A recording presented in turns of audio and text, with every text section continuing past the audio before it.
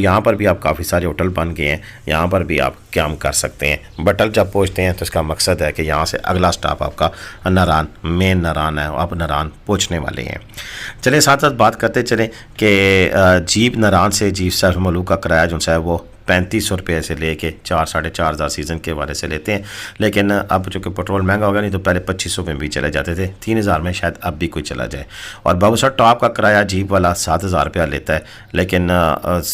یعنی کہ سیزن کے حساب سے ہے اور پیٹرول کی قیمتوں کی وجہ سے 1500 آگے پیچھے یہ ہو سکتا ہے۔ اور وادی کاغان کے سیر کے لیے بہترین وقت اگر آپ پوچھیں تو اگست سے ستمبر کا ہے، کیونکہ اس وقت موسم خوشگوار ہوتا ہے اور رش کم ہونے کی وجہ سے جیپ ہوٹل کا کرایہ کم ہوتا ہے اور اشیاء صرف نارمل ریٹ پہ مل جاتی ہیں۔ یا پھر ابھی جیسی سیزن شروع ہو رہا ہے تو ابھی عید پر تو رش ہوگا، لیکن عید کے بعد اگر آپ جائیں تو بڑی آسانی کے ساتھ آپ جا سکتے ہیں، اور ابھی اتنا کرائے میں وہ اضافہ نہیں ہوگا جو کہ آنے والے دنوں